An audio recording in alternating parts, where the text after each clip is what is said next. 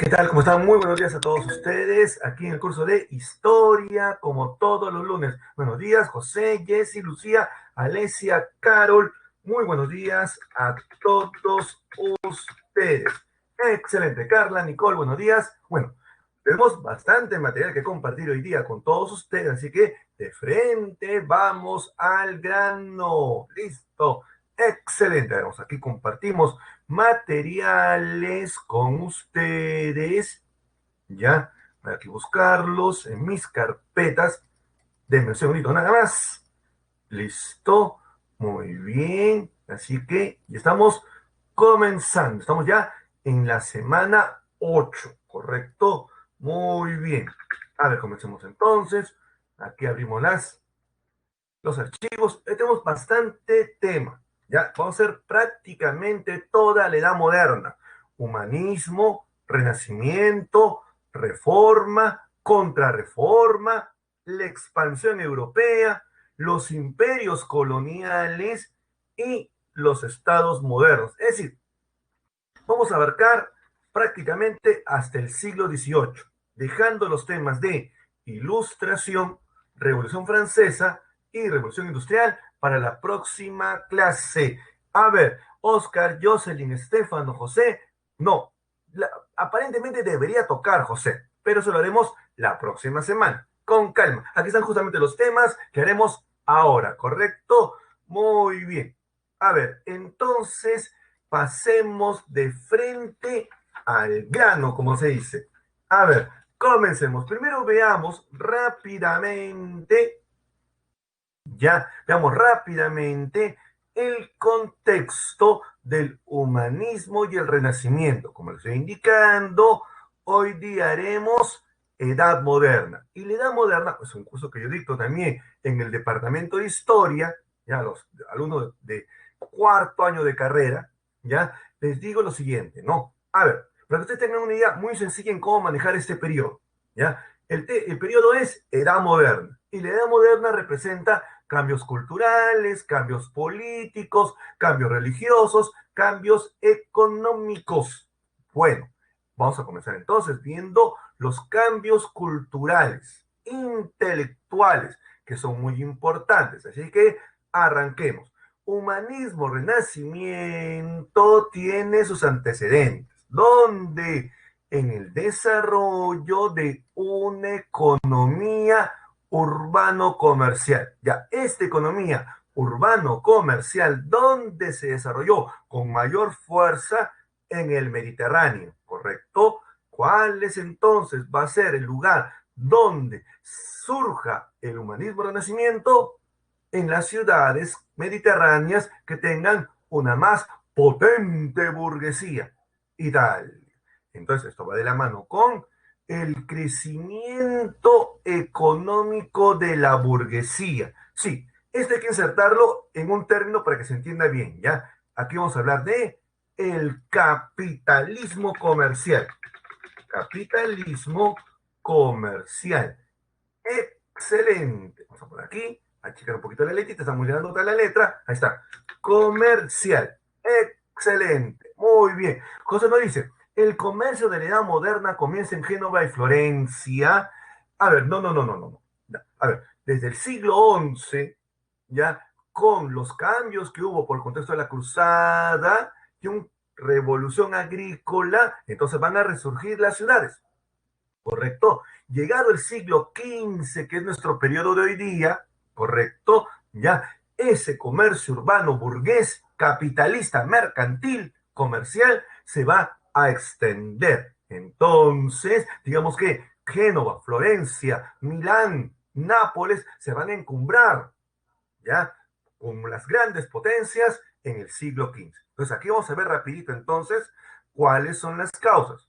Bueno, a ver, entre las causas tenemos un poco lo que dice José, ¿ya? La prosperidad de las ciudades italianas, ¿ok?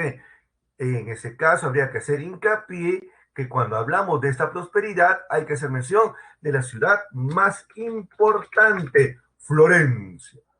Pero también hay que hacer mención de los mecenas. A ver, comúnmente uno cuando habla de mecenas, ¿ya? Uno siempre piensa en protectores económicos, pero yo diría que más que protectores económicos, que es correcto, también son protectores políticos. Entonces, los mecenas son protectores, ¿ya? Ustedes vean el nivel de mecenas que haya. Familias como los Medicis, potentes y poderosos como ninguno. Yo le pondré incluso uno más que también compitió con ellos, ¿ya? Los Sforza de Milán, por ejemplo. Los Sforza de Milán. Mientras los Medicis eran de Florencia, los Sforza eran de Milán. Los papas también. Tomo un caso. Cuando se pinta la Capilla Sixtina, quien defiende justamente, quien defiende justamente a Miguel Ángel va a ser el Papa Julio II, quien impidió y salvó que lo matasen. Ah, y siempre como digo, disculpen la descortesía, pregunten por favor, estoy aquí con un ojito en el chat y un ojito aquí en mi monitor. Entonces tenemos a los Medicis, a los Sforza, papas, uno de los reyes más poderosos que compitió de tú a tú con Carlos V va a ser Francisco I de Francia, un rey muy poderoso.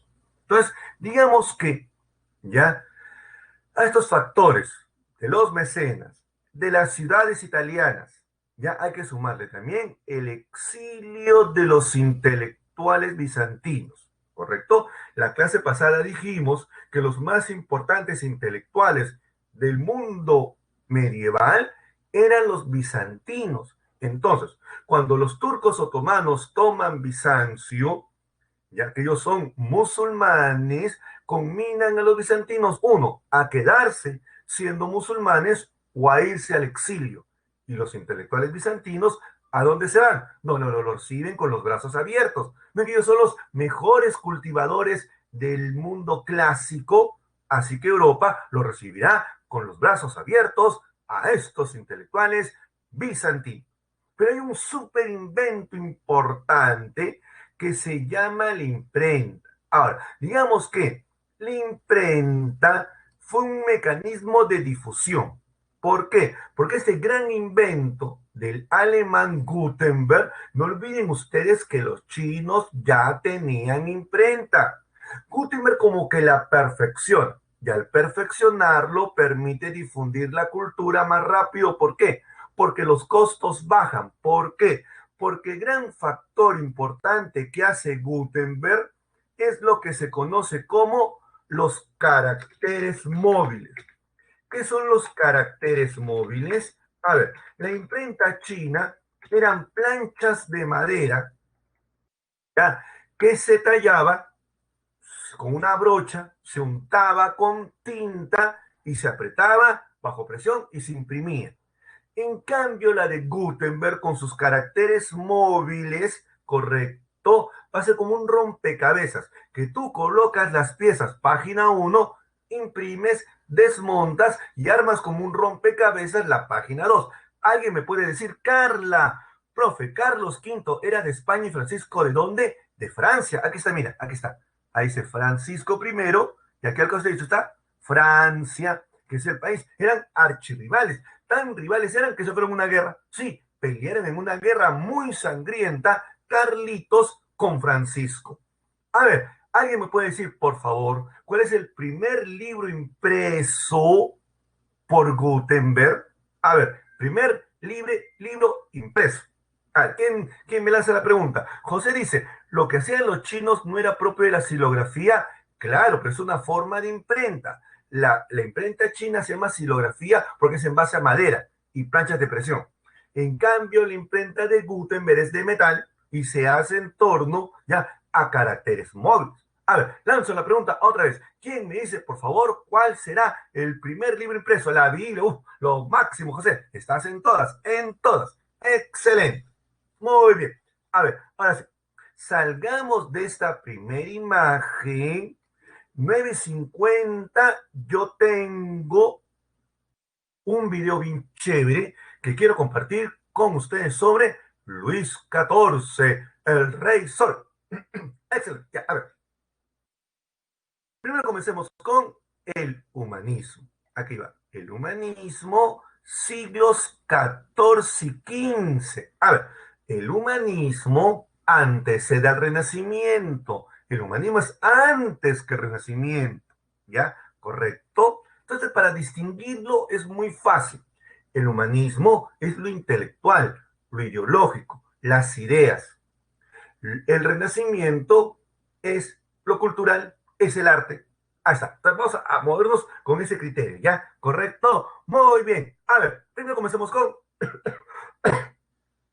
la famosa frase que representa el humanismo, que dice, el hombre es la medida de todas las cosas. Aunque a mí me gusta más la frase de Nicolás de Cusa que dice, el hombre es un dios en pequeño. Ya, en base a estas grandes frases de antología para entender el humanismo, vamos ahora a la definición. A ver, el humanismo fue un movimiento ideológico liderado por la burguesía. A ver, hoy día vamos a ver humanismo, renacimiento, reforma, contrarreforma, expansión europea, Estado moderno, y en todos, lo digo ya anticipadamente, está la burguesía. Eso es lo importante. Entonces, es un movimiento ideológico, yo diría, intelectual, de las ideas lideradas por la burguesía que buscó revalorar al hombre. Más que revalorar al hombre, lo que yo veo como historiador es que surge la idea del hombre como ser individual. Eso no había ni en la edad antigua, ya, ni en la edad moderna. En la edad antigua lo había en Grecia y Roma, descontando ello. Pero en la Edad Media eso no había. Así que se comienza a revalorar el hombre, ¿ya? Y estas ideas trastocaron el pensamiento tradicional religioso medieval. ¿Cuál pensamiento? El pensamiento teocéntrico. Esa parte me interesa mucho. Es decir, si algo se perjudica, ya va a ser el teocentrismo reemplazado por el antropocentrismo. ¿Quién no recuerda esta imagen? El hombre de Vitruvio de Leonardo da Vinci representa esa idea de el antropocentrismo. Para entender esto, veamos entonces cuáles son sus características. A ver, arranquemos. Primero surge en Florencia. Florencia es una ciudad italiana. ¿Por qué Italia y no Francia, Alemania o España? Fácil, ya lo dijimos. Porque Italia tiene la más potente burguesía de Europa. Tiene las ciudades más desarrolladas y el más activo comercio a través del Mediterráneo. Pero además tiene un legado arqueológico muy potente del antiguo imperio romano. Así que los italianos respiran mundo clásico mañana, tarde y noche. Segundo, el antropocentrismo. Ya dijimos, el hombre es la medida de todas las cosas. Lo que se busca es un estudio integral del hombre. ¿Ya? Ahora, este estudio integral del hombre va de la mano con el individualismo. El individuo se va construyendo. Para ustedes que son jóvenes del siglo XXI, es muy fácil reconocer que son únicos e indivisibles, ¿correcto? ¿Ya? Pero para un hombre del siglo XIV, XV, esto no es tan fácil de entender. Lo que están haciendo es construir la noción de individuo. Y eso es lo más fascinante que hay. Ahora, cuando decimos rechazo a la escolástica, por favor no vayan ustedes a pensar que es un rechazo a la iglesia y a Dios. No, es un rechazo a esto, al teocentrismo, porque no hay ni un solo humanista que sea ateo. Todos los humanistas creen en Dios. Por ello que hay una revaloración de la cultura greco-latina. Lo que tú llamas clásica, ya va a ser revalorada. ¿Por qué? Porque esta época sí colocaba al individuo como centro de todo. Entonces hay una añoranza por revivir los tiempos clásicos, ¿correcto? ¿Y cómo lo hicieron? Lo hicieron a través de las llamadas lenguas romances. Sí, se apoyaron mucho en las llamadas lenguas romances. También se apoyaron mucho en el nuevo pensamiento político. Aquí juega un rol muy importante Maquiavelo, ¿no? ¿Por qué? Porque ese nuevo pensamiento político, con su estado moderno, que ya lo haremos en clase, fue importante para centralizar el poder y apoyar justamente una última característica, el espíritu crítico racional. Esto fue sumamente importante, así que eso me parece realmente importante de destacar. Espíritu, correcto, crítico racional. Listo. Habiendo dicho eso entonces, ya estamos listos para ver a los máximos representantes. ¿Cuáles son los máximos representantes? Aquí está. Está Boccaccio con el Decamerón. Lo máximo, ¿no? Aquí Boccaccio, en sus 10 cuentos bastante picarescos y sarcásticos, hizo crítica de la iglesia, que era quizás el punto débil en un momento en el cual se quería revalorizar al hombre. Había que desatarse de las ataduras de la iglesia católica, pero Boccaccio, junto con Petrarca y Dante Alighieri, son los precursores del humanismo. Pero ¿quién es el más importante representante? Bueno, pues no hay nadie más importante que don Erasmo de Rotterdam. Su obra cumbre, Elogio de la Locura. Aquí fue un fiel crítico de la Iglesia Católica, lo cual no quiere decir que haya roto con la Iglesia Católica. No olviden ustedes que Erasmo de Rotterdam era muy amigo de Martín Lutero. Luego les cuento cómo acaba la amistad entre Lutero y Erasmo. Finalmente, Nicolás Maquiavelo, su famosa frase del príncipe, el fin justifica los medios, que es una frase muy distorsionada del pensamiento maquiavélico. Uno siente dice, no, pensamiento maquiavélico ve como negativo, y no es así. Maquiavelo fue clave porque sentó las bases para la construcción del Estado moderno. El príncipe es un manual de pedagogía política. Finalmente, Tomás Moro, con su utopía frente al viejo mundo en decadencia, que es la herencia dejada por la crisis del siglo XIV, Tomás Moro quiere buscar lugares únicos, irrealizables, inalcanzables, ¿no? Por eso que se confronta la idea del viejo mundo con un nuevo mundo. Excelente. A ver, vamos ahora sí rápidamente a pasar a mi otro material, ¿correcto? Antes de ver el Renacimiento, vamos a ver mi otro material que siempre compartimos con ustedes de imágenes seleccionadas. A ver, aquí va. Muy bien. Entonces, el humanismo, como hemos dicho, aquí está la imagen de Erasmo. Don Erasmo, no hay nada como Erasmo. Nace en Italia. Es el aspecto intelectual del Renacimiento. Es decir, el humanismo antes del Renacimiento. Siguiente, se basa en la antigüedad clásica como gran movimiento intelectual que es, porque lo clásico colocaba al hombre como centro de todo. Y vemos así, ya de refilón, unas cuantas características de resumen. A ver, antropocentrismo, ya lo hicimos, correcto.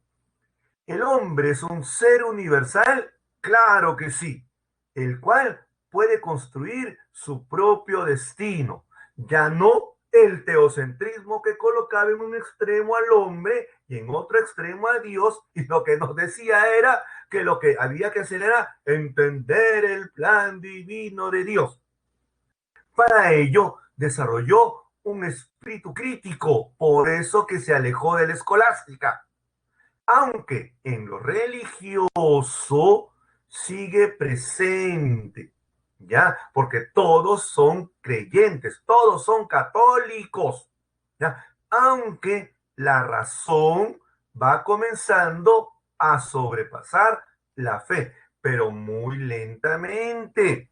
Además, comienzan a desarrollar fuertemente un sentido cívico. Cívico tiene que ver con ciudadanía, se sienten muy vinculados a su territorio. Y finalmente, buscan un conocimiento amplio de las diversas disciplinas. No habría la revolución científica del siglo XVII, ¿correcto? Copérnico, Galileo Galilei, Newton, etcétera, si no fuese por el humanismo, por si acaso. Listo. A ver, corramos. Aquí va. También hay que hacer mención de su interés por el mundo clásico, Grecia y Roma, que colocaba al individuo como centro del universo y sus grandes representantes. Petrarca, Boccaccio son los precursores. Petrarca es llamado comúnmente el padre del humanismo. Sus cantos al aura son espectaculares. Boccaccio, gran admirador del mundo romano, el de Camerón, crítico de la iglesia como nadie, aunque Erasmo, llamado el príncipe del humanismo, fue el más importante representante, ¿no? Elogio de la locura, crítica a la iglesia católica. Uy, Tomás Moro. Luego les cuento cómo acaba su vida Tomás Moro, asesinado por Enrique VIII, rey de Inglaterra. Ya. Este Tomás Moro, su obra máxima, Utopía. Y la medida, José, el Camilo que está en contexto con la peste negra, claro, lo marcó muchísimo, ¿no? Muchísimo. Él fue uno de los intelectuales que vivió esa época tan terrible. Por eso lo marcó mucho. Y él sentía que al ser un castigo divino, ya tenía que liberarse de las ataduras de la iglesia. Buen comentario, José. Excelente. Muy bien.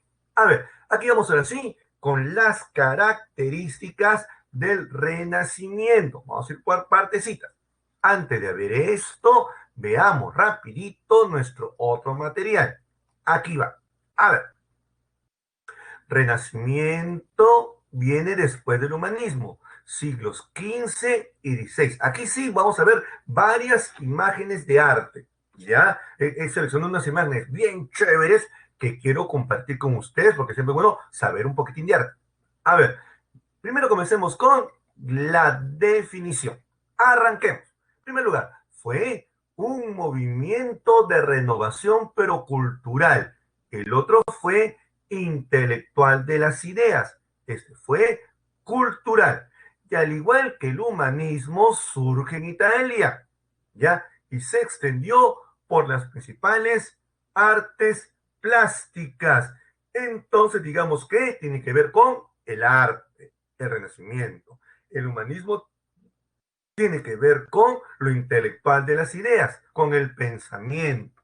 ¿Correcto? Entonces veamos cuáles son sus características más llamativas. Por ejemplo, el culto a la belleza. Es decir, los renacentistas tienen que trasladar al arte, la cultura, lo que los humanistas pensaban con el uso de la razón. ¿Se dan cuenta? Entonces hay que resaltar la belleza física humana. ¿Y qué es lo que más resalta? Uno, el cuerpo humano que tiene que ser representado desnudo para ver la belleza del cuerpo. El David, qué espectacular imagen de David. O el retrato, ven ustedes la belleza del rostro de la Gioconda Mona Lisa, justamente pintado por Leonardo da Vinci. Algo novedoso que nunca se había hecho, la perspectiva, ¿ya? Lo que tú llamas el 3D, la tercera dimensión. El arte antiguo, romano clásico, griego, era básicamente 2D, dos dimensiones. Pero si tú ves aquí la Escuela de Atenas de Rafael Sanzio, ven ustedes el espectacular manejo de la perspectiva. ¿Por qué? Porque lo que hay que hacer es resaltar la grandeza del hombre como creador. En ese sentido, nada mejor que la perspectiva, pero para poder lograr estas tres obras cumbres, ¿ya? Hay que apelar al naturalismo. ¿Qué implica el naturalismo? la observación empírica. ¿Se dan cuenta? Aquí cobra un rol muy importante la observación. ¿Te imaginas cuántas horas tuvo que haber pasado Miguel Ángel, Leonardo o Rafael Sanzio para hacer estas obras cumbres hermosas como ninguna? Pero también habría que indicar que en este tipo de arte, junto con la perspectiva, está la armonía, el equilibrio. ¿Se dan cuenta lo importante que es en ustedes? Lo equilibrado del cuerpo humano, bellísimo. Ya, pero también hay mucha integración de lo profano con lo religioso. ¿Por qué? Porque David es religioso, es el David de la Biblia que mata a Goliat, pero es de la mitología griega, porque más que David de la Biblia parece Adonis, igual, ¿no? Aquí se puede ver en esta escuela de Atenas, incluso hasta la propia imagen de Rafael Sanzio. Aparecen personajes cristianos con toda la herencia del mundo clásico que era pagana.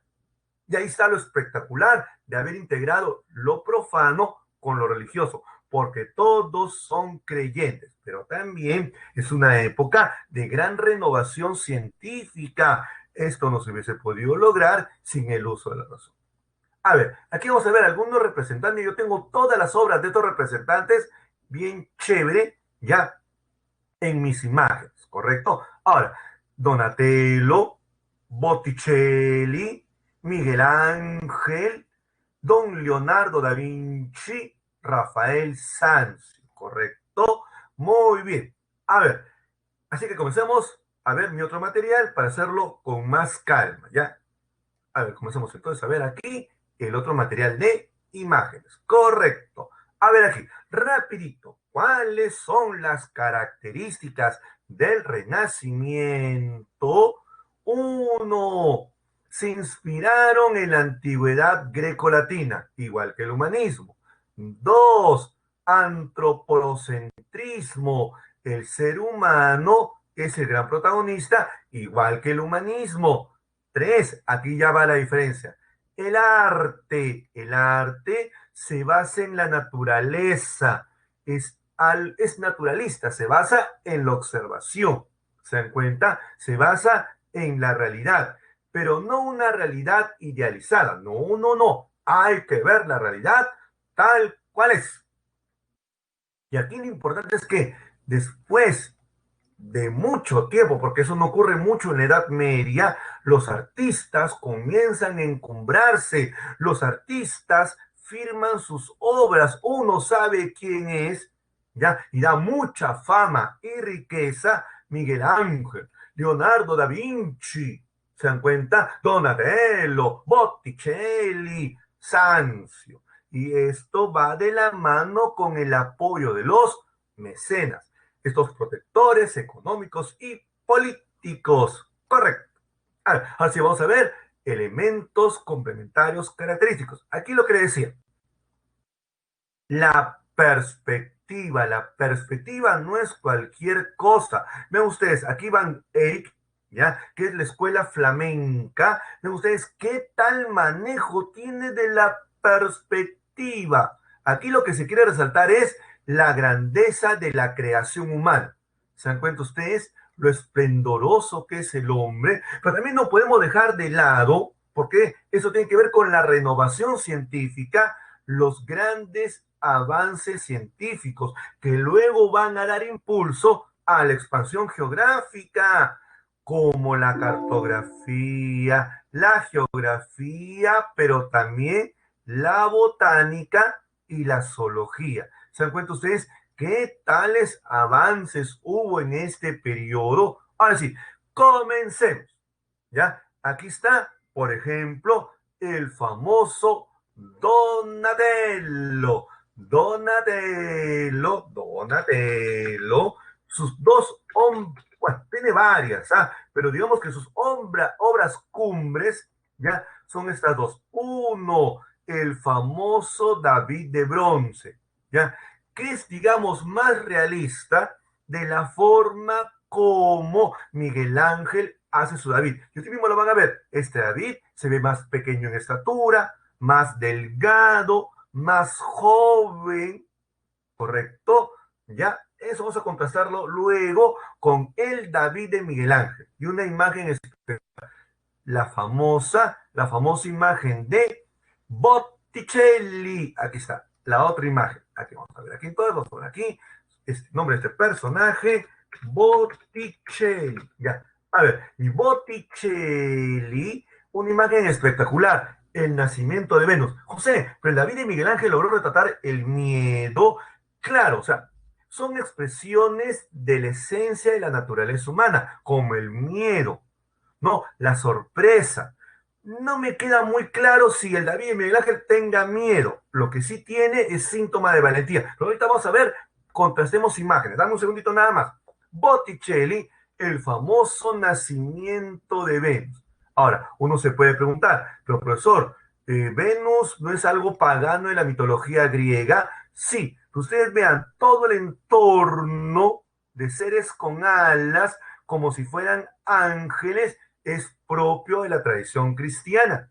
¿Se dan cuenta? Es decir, toman lo religioso y lo mezclan con lo profano. Ese es lo espectacular de este gran arte. Ahora, por ejemplo, aquí tenemos Miguel Ángel, La Piedad. La Piedad es una de las obras que es, digamos, la más renacentista que hay, escultura. Aquí se puede ver justamente la Virgen María recogiendo al cruz yacente de la cruz, ¿no? Y lo coloca en su regazo. Lo que destaca es el rostro de la Virgen María. Un sentido de tristeza, melancolía, pero también justicia, es algo que resalta muy bien en su rostro. El Moisés. Vean ustedes esta imagen del Moisés, que es espectacular. Ahora, la verdad, verdad, el Moisés retratado por Miguel Ángel es un Moisés que no se parece nada al Moisés que bajó del monte Sinaí con los 10 mandamientos, todo envejecido, encorvado, muy acabado. Por el contrario, este Moisés, más que Moisés, vean ustedes ese rostro, parece Zeus. ¿Correcto? Entonces son elementos del mundo profano con el mundo religioso cristiano católico. Otra imagen más espectacular. Aquí se ve el David. Ahí está, su rostro. Ven ustedes la majestuosidad del rostro. Antes de ver el rostro, el cuerpo. Este David se ve mayor que el David de Donatello. Este David se ve físicamente más corpóreo, más desarrollado su condición física que el David de Donatello. Sí, tienes imagen del miedo ante Goliat, pero ustedes vean, más que David de la Biblia, que era un adolescente delgado y bajito, parece Adonis, parece un dios griego, romano, por la majestuosidad de las formas del cuerpo. Imágenes ahora de Leonardo da Vinci. A ver, antes de esto, voy a hacer acá un preámbulo, ¿correcto? Hay que distinguir, ¿ya? Por favor, una cosa es el 480, que tiene como centro Florencia, ¿correcto? Y otra cosa es el 580, ¿ya? Que tiene como centro Roma. ¿Quiénes son los máximos representantes del 580?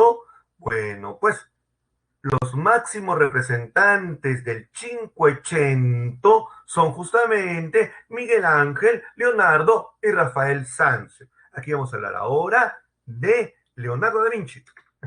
Leonardo da Vinci, porque comúnmente uno siempre cree erróneamente que como fue Florencia el lugar donde se origina el renacimiento humanismo, debe ser pues la ciudad más importante del movimiento, y no es así. La ciudad más importante fue Roma, porque Roma, luego del cisma de Occidente, va a tender a embellecerse. Ven ustedes las obras, por ejemplo.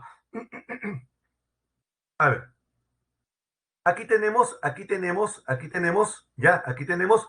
A ver, este también es, demos un segundito, por favor, vamos a hacer acá. una aclaración. A ver, estos también son de Miguel Ángel. Ahí está. Miguel Ángel, ¿correcto? Muy bien.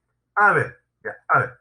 Miren, aquí está. En la Capilla Sixtina, ¿ya? En la Basílica de San Pedro se pintó esta imagen esplendorosa, la creación del mundo. La imagen que tenemos comúnmente de Dios, viejo, blanco, con barba blanca, ¿ya?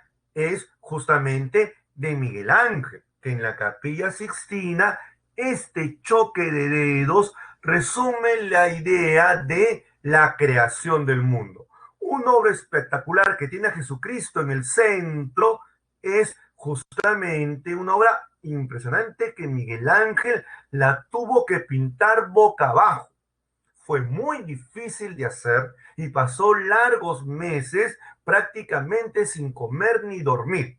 ¿Ya? Se llama El Juicio Final, que es una escena descomunal donde se ve ahí, ¿ya? Quienes se van al cielo en torno a Jesús y los que se van al infierno, que están todos acongojados, como esta imagen. ¿Se dan cuenta? Es. Así, salgamos entonces del Cinquecento, ya, con Miguel Ángel, nos falta hablar ahora de Leonardo y Rafael Sanzio. Ok, aquí ahora sí, vamos a poner aquí, Leonardo da Vinci. Ahí está, el famoso Leonardo da Vinci. A ver, dos obras que son impresionantes. Una, La Última Cena, que es esta, que es espectacular, ¿ya? Por la composición de los cuerpos, el manejo de la perspectiva, y ni que hablar, ¿ya? De la Mona Lisa o la Gioconda. Para los críticos de arte, lo que más deslumbra es la mirada, que nunca te deja de ver, que es un recurso artístico propio del Renacimiento. También señalan las manos. Para los críticos de arte son las manos más bellas de todo el Renacimiento. Aquí se puede ver la grandeza de Don Leonardo. Pero digamos que el personaje más famoso del Renacimiento no era ni Miguel Ángel ni Leonardo da Vinci en el Cinquecento romano, era Rafael Sanzio.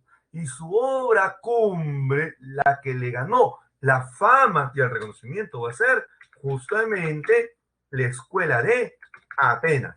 Una gran obra que es un homenaje. Ustedes vean, vean los personajes. Platón, Aristóteles, Pitágoras, Arquímedes, Sócrates, Alejandro Magno, hasta árabes como Averroes, Ptolomeo, Homero y el propio Rafael Sanzio, que es este patita que te está mirando de reojito. Bueno, aquí no se puede ver con claridad el rostro de Rafael, pero aquí sí, este es Rafael Sanzio. Y una de sus obras más importantes, que es la Madonna Sixtina. Ustedes vean la manito, cómo apunta y esa mirada fija que genera en el creyente. Es espectacular. Bueno, ya, habiendo dicho esto, entonces ahora sí, salimos de tan importante movimiento y hacemos la reforma. Volvamos a ver nuestro otro material y sigamos avanzando. Correcto. A ver, aquí están entonces todas las imágenes que hemos hecho mención. Pasemos ahora a ver la reforma. A ver, la reforma protestante, la edad moderna no solamente representó un cambio cultural e intelectual, también representó un cambio religioso, ¿correcto? Así que digamos que la reforma protestante fue un movimiento de renovación religiosa que buscaba, sí, corregir la corrupción de la iglesia. Ya, eso no lo niego, pero también buscaba ya eh, el fin de su supremacía cultural. El fin de su supremacía cultural. Por eso que era tan importante esto. Ahora, surgió en Alemania. La pregunta es, ¿por qué Alemania y no otros territorios? Inglaterra, Francia, Italia, por ejemplo, porque en Alemania fue donde ya hubo mayor conflicto con la Iglesia Católica. Alemania, porque estaba atravesando para el siglo XVI-XVII una etapa de gran desarrollo económico, así como lo tuvo Italia entre los siglos XIV y XV. Ahora, el 16-17 lo tendrán las grandes ciudades alemanas, ¿correcto? Y además tenía una potente burguesía que ambicionaba los bienes de la Iglesia Católica. Esto explica en parte por qué ocurrió lo que ocurrió en Alemania. A ver, pero hubieron antecedentes, ¿ya? Un antecedente importante será el cisma de Occidente, que lo contamos la semana pasada, ¿recuerdan? Bueno, pues en el cisma de Occidente, ¿qué ocurrió? Fue la pugna entre la Iglesia Católica que se partió en dos, ¿correcto? ¿Por qué? Porque Felipe IV el Hermoso, rey de Francia, quería pues empoderar a Francia como gran reino y se le ocurrió la brillante idea de secuestrar al Papa, y cuando lo secuestró se quedó ahí 70 años. Luego, el siguiente papa quiso retornar. En su viaje a Roma se murió, nombrándose dos papas. Incluso hubo hasta tres papas, ¿ah? Por si acaso. Bueno, pues todo esto acabó, ¿correcto? En el famoso concilio de Constanza. Ahí está. El concilio de Constanza, ¿correcto? Muy bien. A ver, José nos dice, el papado de Aviñón, claro, hubieron dos papas, un papa en Roma y un papa en Aviñón, Francia. Pero en el concilio de Constanza, para poner los paños fríos, no solamente se reunificó a la Iglesia Católica aceptándose la sede de Roma, sino que también se enjuició a dos personajes. Uno, John Wycliffe de Inglaterra y John Hus de Bohemia, ¿correcto? A los dos los acusaron de herejes, acusados de hereje. Profe, ¿qué es un hereje? Un hereje es un desviado del dogma católico y en consecuencia tiene que ser vuelto al redil católico. José, los prereformistas fueron Pedro Baldo, John Wycliffe, Jan Hus y Girolamo Savonarola. Claro, Savonarola fue de las ligas mayores. Hacía mención de Wycliffe y John Hus porque fueron los que pasaron por el juicio en el concilio de Constanza.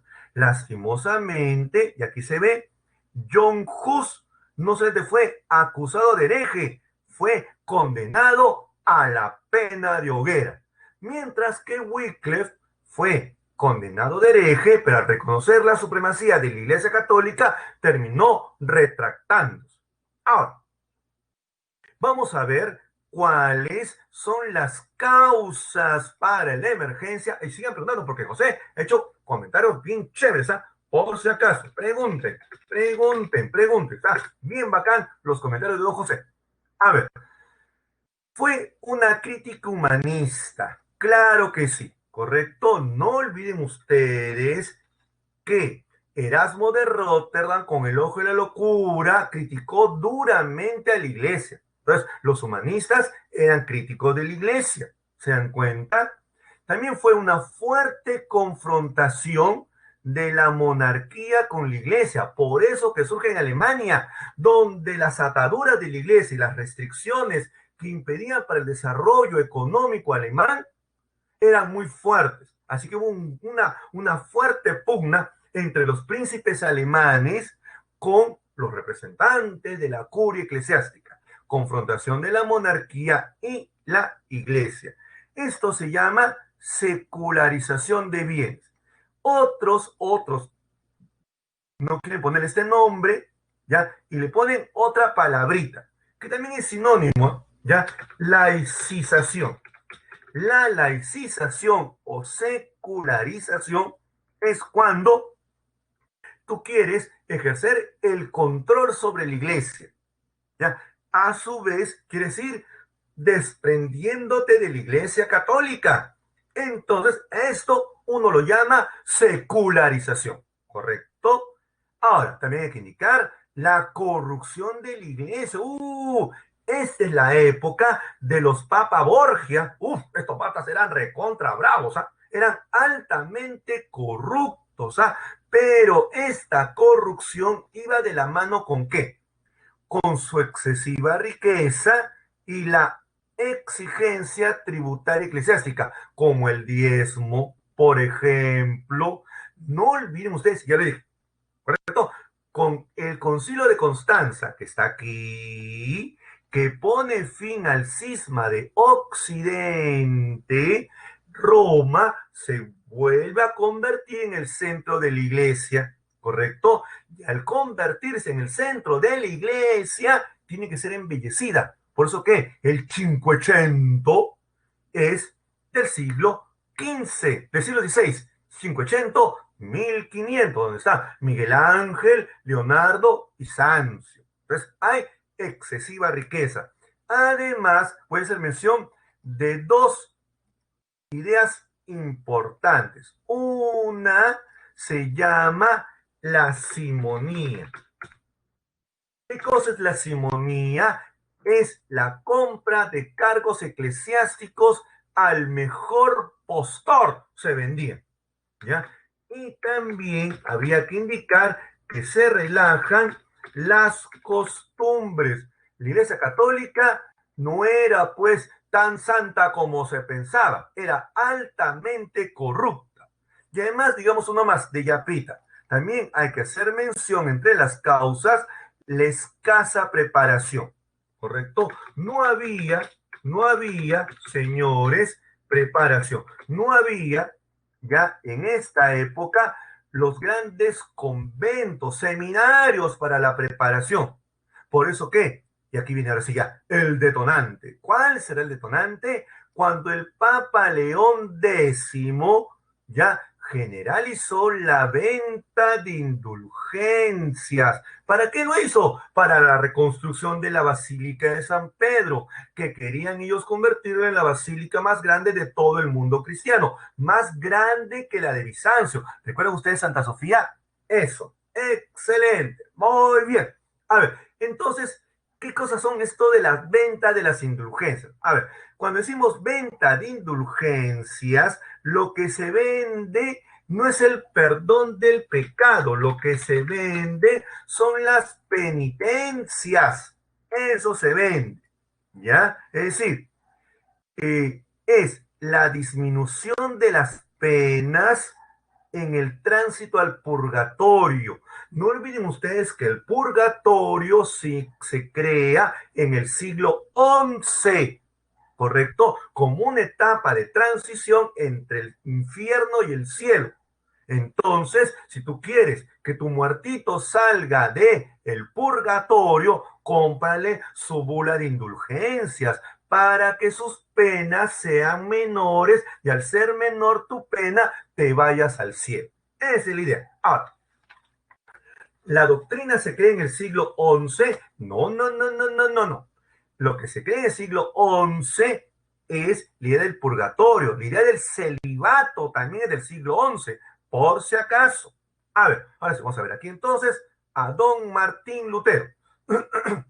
Obra, bueno, no es obra más importante, pero las 95 tesis contra las indulgencias fue el detonante. ¿Por qué? Porque el representante de Roma va justamente a Alemania. Y en Alemania, en Wittenberg, aquí está justamente, ya, vamos a ver aquí, la imagen anterior, aquí está, las 95 tesis. ¿Qué ocurre? Cuando llega el representante de Roma, Martín Lutero va y lo conmina. Y le dice, ya, que ¿cuál es la justificación para las indulgencias? Que vemos un debate intelectual en la universidad donde él es profesor, porque él enseña en la Universidad de Wittenberg. El representante de Roma le hace un desaire. no le hace caso. Y molesto, Lutero va a su habitación y escribe sus 95 tesis y las publica en la puerta de la Catedral de Wittenberg. ¿Cuáles son los grandes fundamentos del luteranismo? A ver, uno, la fe es la única fuente de salvación. Sí, a ver, nuestra tutora nos dice, excelente, voy a hacerte caso, muy gentil, muy amable. Pregunten, pregunten. A ver, a ver, a ver, a ver, a ver, a ver, a ver, a ver, a ver. Listo. A ver, para Lutero la fe es la única fuente de salvación. Claro que sí, claro que sí, José. La sola fide, la fe. Ahora, pero la fe que te da la salvación, ¿dónde se encuentra? Ah, la fe se encuentra en la Biblia. Por eso que en la Biblia es la fuente de fe. Por eso los que son cristianos no católicos, vulgarmente los evangélicos, son un grupo religioso con una fe muy viva y por eso que tienen tanto conocimiento de la Biblia, porque la fe se encuentra en la Biblia.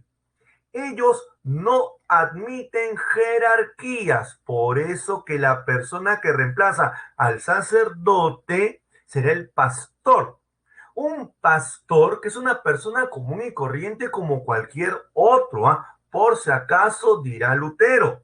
Por eso que él, apelando a la Biblia, que nunca habla de celibato, él elimina el celibato sacerdotal. ¿Saben por qué? Porque todos somos iglesia, dirá Martín Lutero. José, las 5 solas de la Reforma, bueno, en realidad estos son los principios más importantes, pero hay más. Para terminar, un segundito, ok, se rechazó el culto a las imágenes, ¿ya? Se habla de idolatría, que los católicos son idólatras, y se habla únicamente de 2 sacramentos reconocidos. Y tiene razón, ¿ya? Digamos que si uno apela a la Biblia, yo soy católico, por si acaso, ¿ah? Si uno apela a la Biblia, solamente se habla de 2 sacramentos constituidos, el bautismo y la comunión. A ver, ¿alguien me puede decir, ya, cuál es más importante para el mundo cristiano no católico, el bautismo o la comunión? ¿Cuál es más importante? A ver, ¿quién me escribe? ¿Bautismo o comunión? A ver, el bautismo, Diego, excelente, claro. ¿Saben por qué? Muy bien, José, muy bien, Cristian. ¿Saben por qué? Porque el bautismo es el ingreso a la comunidad de creyentes. Ya, en cambio, la comunión es una representación, es una conmemoración del sacrificio de Cristo que luego morirá en la cruz. Cosa muy distinta para los católicos, que nosotros sí tomamos y creemos que la comunión, la hostia, es el cuerpo y sangre de Cristo. Claro, José, ahí está la famosa Santa Cena, por eso tan importante, claro. Y yo pondría un elemento más. Miren, aquí va. El proceso. Todo arranca con la dieta de Burns.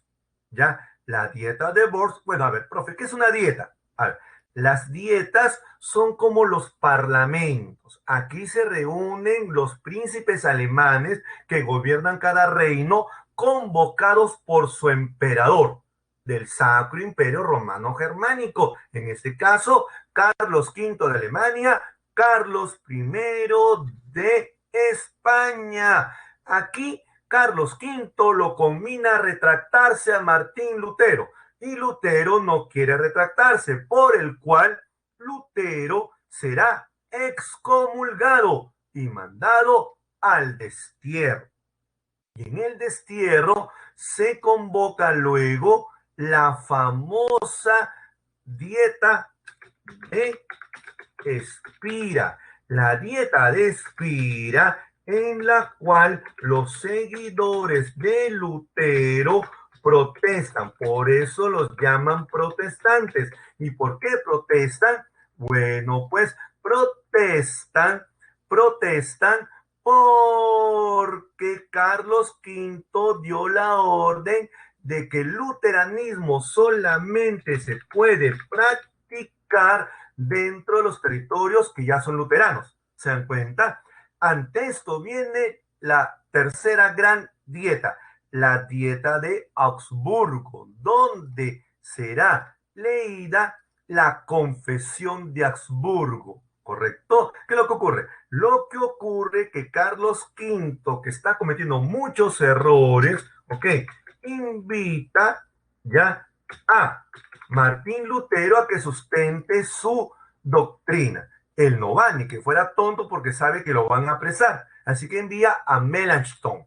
¿Ya? Melanchthon va y brillantemente lleva a cabo la lectura de la Confesión de Habsburgo, aplaudido por los príncipes alemanes que apoyan a Lutero. Carlos V tontamente aquí impulsa la ruptura de la iglesia, iniciándose las sangrientas guerras de religión. Aquí lo más me debo quedar, voy a colocar un video para poder continuar con usted. Vamos a ver aquí, compartir video, aquí lo tengo ya.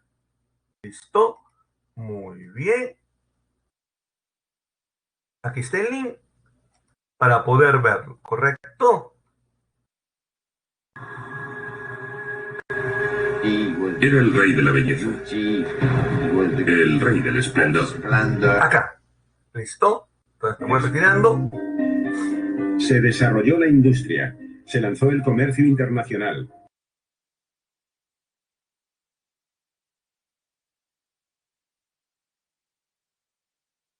Listo, entonces continuamos con ustedes. Nos quedamos en la parte más controversial. Buenos comentarios durante el receso, Luigi. Te felicito. Muy bien, muy interesantes. A ver, entonces nos quedamos con que tontamente Carlos I de España, Carlos V de Alemania. ¿Por qué? Como le decía Luigi, porque su padre ya tuvo su vinculación alemana y su madre su vinculación española. A ver, entonces, vamos a ver lo siguiente, ¿ya? A ver, este Carlos V, correcto, tontamente manejó la dieta de Habsburgo y a consecuencia de ello declaró la guerra públicamente, a ver, que Luigi encantado, a ver, declaró la guerra públicamente, ya, a los enemigos del catolicismo. Y aquí se forman dos grandes ligas, que es una alianza de ciudades. La Liga de Esmalcalda, que es la Liga de los Protestantes, contra la Liga de Nuremberg, que es la Liga de los Católicos. ¿Quiénes vencen la guerra? Los protestantes, apoyados justamente por la gran mayoría de príncipes que se oponen a Carlos y básicamente a la Iglesia Católica. Bueno, pues esta guerra acaba con la paz de Augsburgo, que es una paz religiosa por el cual los señores, bueno, más que señores, yo los llamaría príncipes, ellos quien gobiernan, a ver, cuando decimos el Sacro Imperio Romano Germánico, hablamos de un conjunto de reinos, cada reino gobernado por un príncipe, y el conjunto de todos esos reinos lo dirige un emperador. Entonces, en ese sentido, son los príncipes que pueden elegir la religión en sus estados. Es decir, se impone la libertad religiosa. Tomo un ejemplo. Si yo soy príncipe de Sajonia y quiero que mis súbditos sean protestantes, bueno, pues por la paz de Habsburgo serán protestantes. Excelente. Ahora sí, hablemos rapidito de Calvino, Enrique VIII y las consecuencias. Ok, mientras tanto vamos a ver nuestra otra presentación. Por aquí, ¿correcto? A ver, muy bien. Hemos dicho entonces cuáles son las causas de la reforma, la excesiva riqueza, ¿ya? El incremento de los diezmos que se cobraba a los creyentes, la corrupción, la indulgencia también pecó de corrupta porque fue ya totalmente desbordada. Las nuevas ideas humanistas que fueron circulando y la de subordinar el poder de la iglesia. Estas son las causales. Aquí está lo que decía justamente don José, los precursores Wycliffe, Savonarola, que es importantísimo, y Juan Hus o John Hus, ¿correcto? Muy bien. Aquí aparece, José, faltó Pedro Baldo, claro, pero, sí, claro, faltó Pedro Baldo, pero digamos que son los tres más representativos, era lo que he presentado, ¿no? Aquí está el famoso pretexto que se hizo mención debido a la venta de las indulgencias, que es la disminución de la pena. No se perdona el pecado, no, no, no, no, el pecado está. sino lo que se disminuye es la pena, ¿correcto? Aquí está, por ejemplo, la expansión de la reforma. Si ustedes se dan cuenta, lo que está en amarillo son los territorios católicos, pero ven ustedes, lo que está en verde agua, vean ustedes cómo se va expandiendo los territorios luteranos. Y lo que está en moradito es los territorios calvinistas. Así es como nos encontramos en una coyuntura de ruptura de la Iglesia Católica. Hemos dicho entonces Martín Lutero, su famosa obra, las 95 tesis, ¿correcto? Aquí están las dietas. ¿Se acuerdan que comenzamos con la dieta de Worms, luego la dieta de Aspira y les conté también la dieta de Augsburgo, ¿no? No te preocupes, José.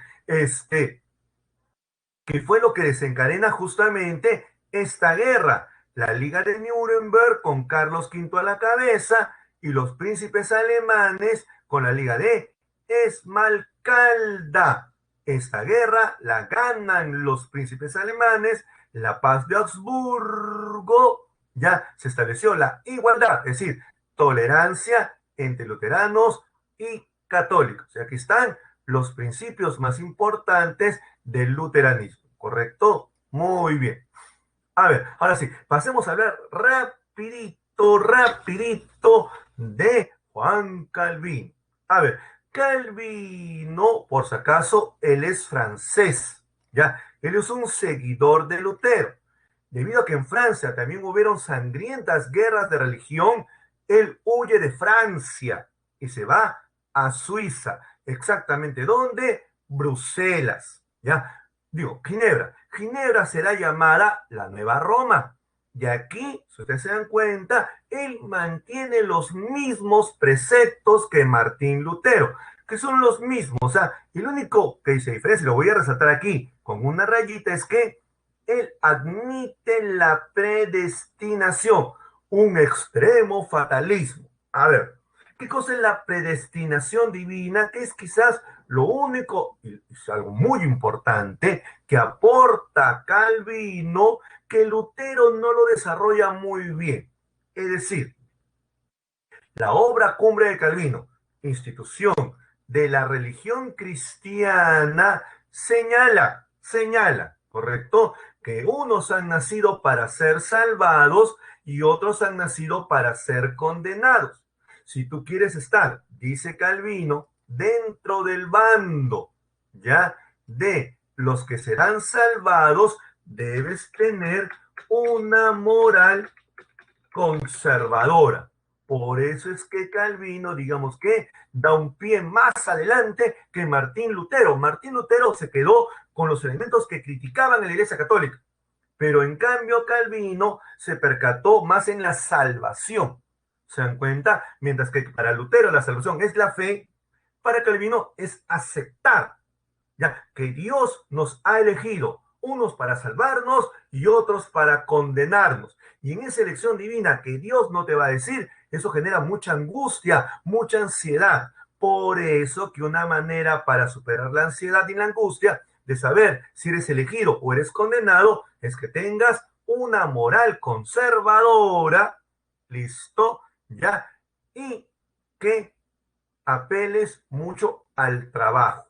Si ustedes se dan cuenta, los países más importantes del mundo no son católicos. Inglaterra y Alemania, por ejemplo. ¿Se dan cuenta? Ya. También hubo, como hemos dicho, guerras de religión en Francia. Aquí está Francia.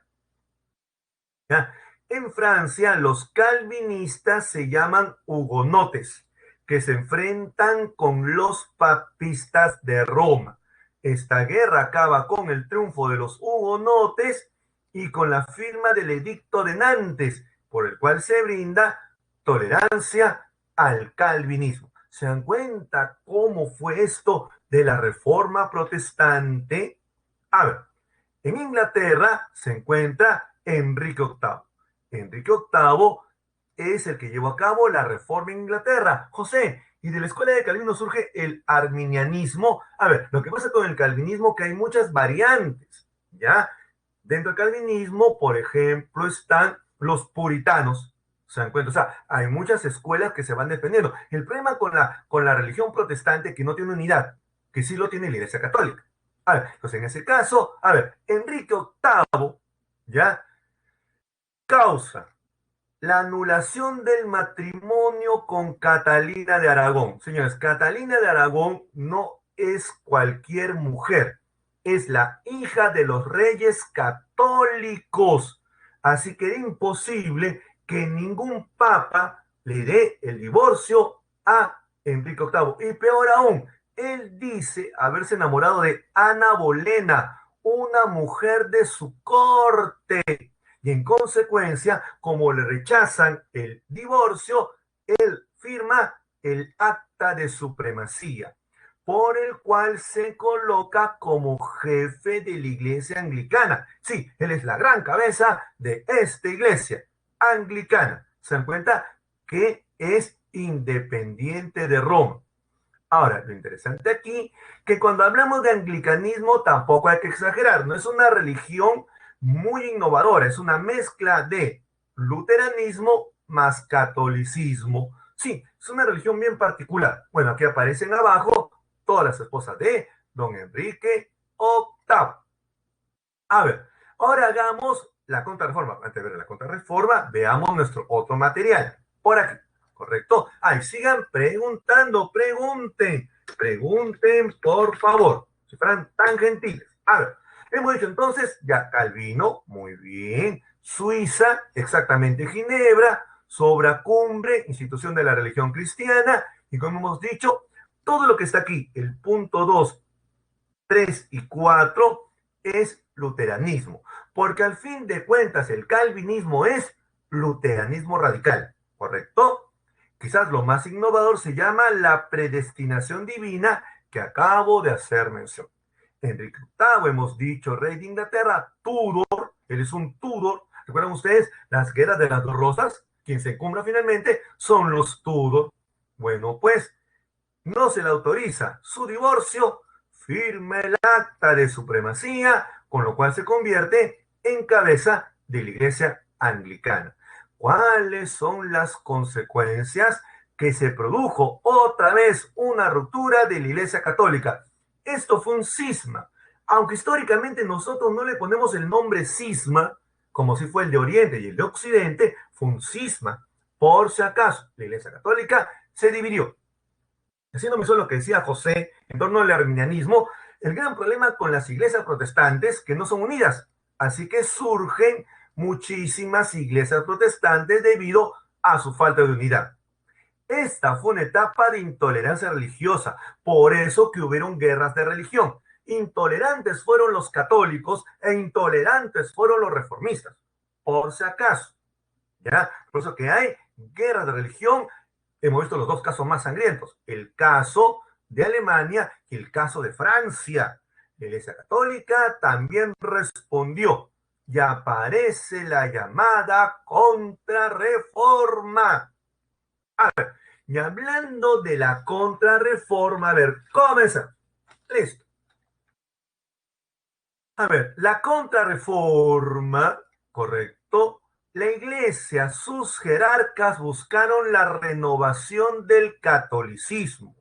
Contra es enfrentamiento con la reforma protestante. Tenemos que enfrentarla y para ello el famoso Papa Paulo III, ¿ya?, que fue el papa más importante de la Edad Moderna, decide convocar al Concilio de Trento en Italia. Aquí se reúne la curia eclesiástica. ¿Con qué objetivo? Bueno, pues objetivos. Tenemos que reorganizarnos, dirá el Concilio Tridentino. Tenemos que definir cuál será nuestra posición frente a la reforma. Y número 3, tenemos que precisar cuáles son nuestras bases de creencia, la doctrina.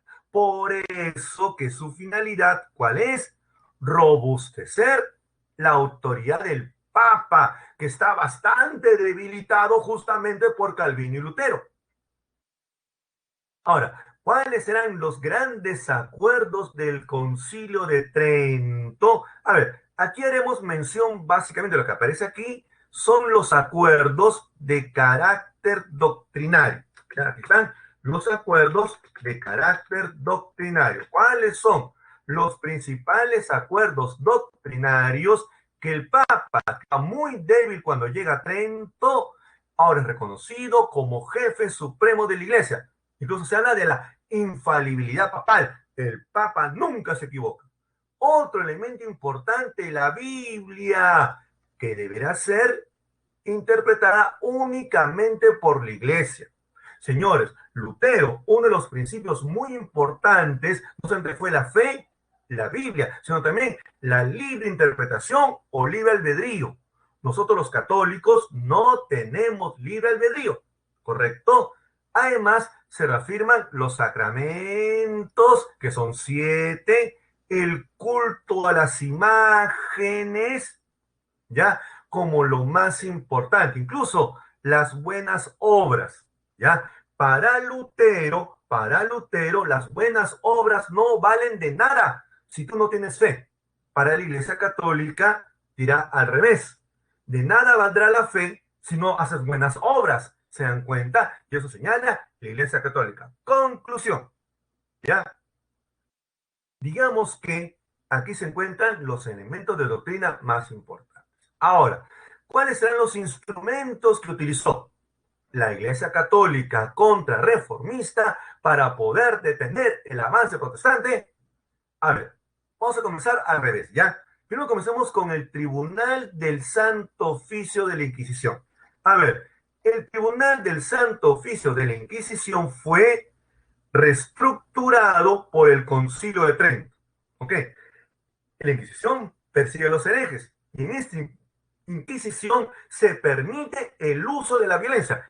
Tomás, les voy a mostrar unas imágenes bien alucinantes de formas de violencia contra el hereje, ¿correcto?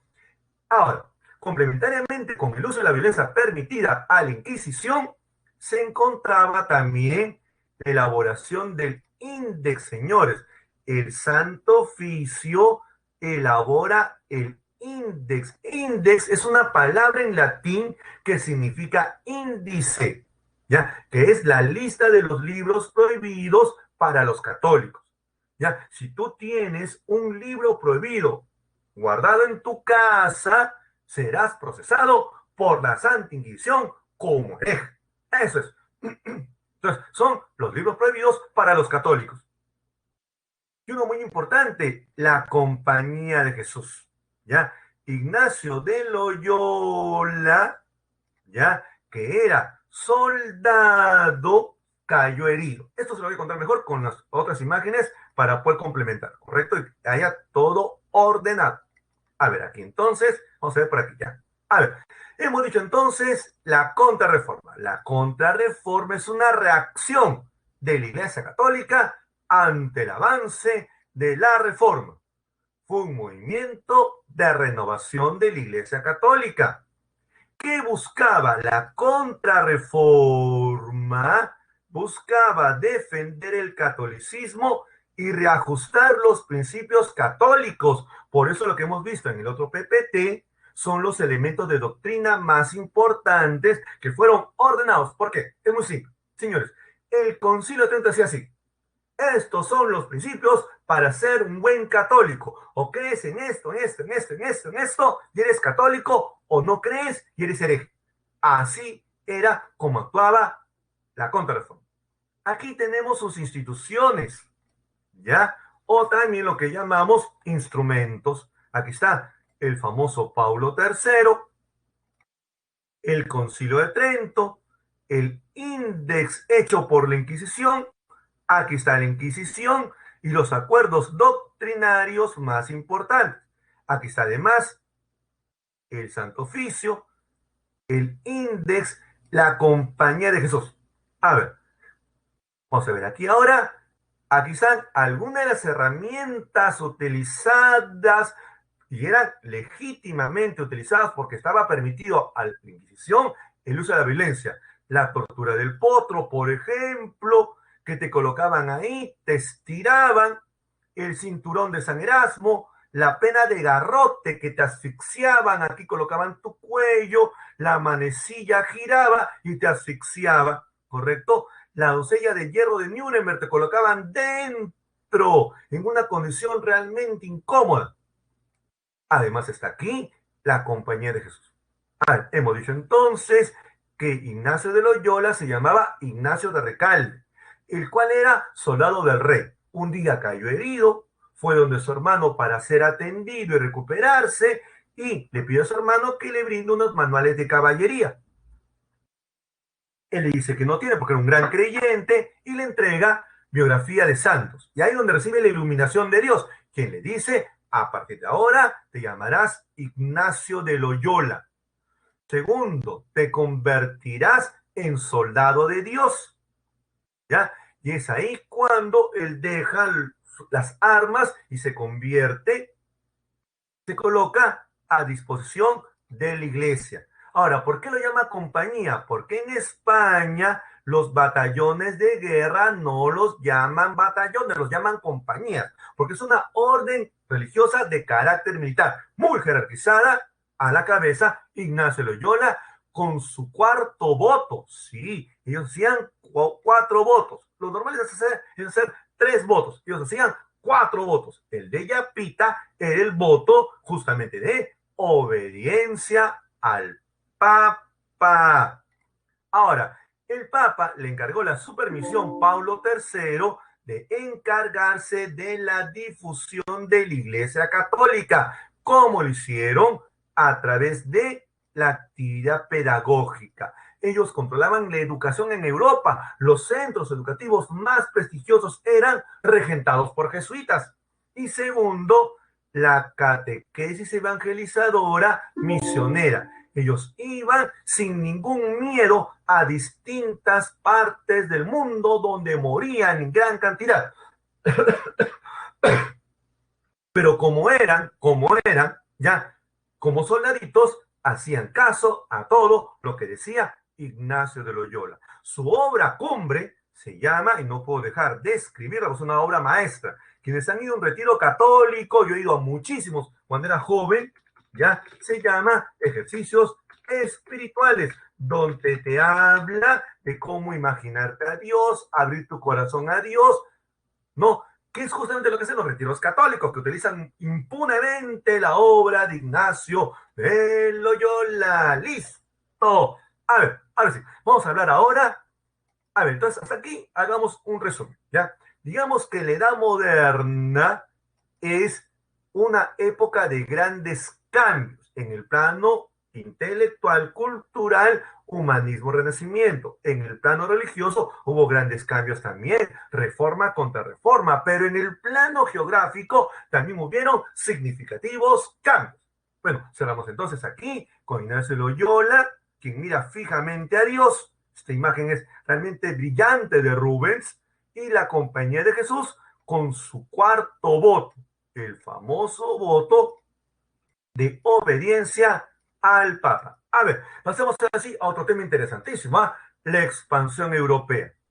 A ver, ¿qué es lo que ocurre? Lo que ocurre es que hubo un bloqueo comercial del Mediterráneo oriental por los turcos. ¿Qué turcos? Los turcos otomanos.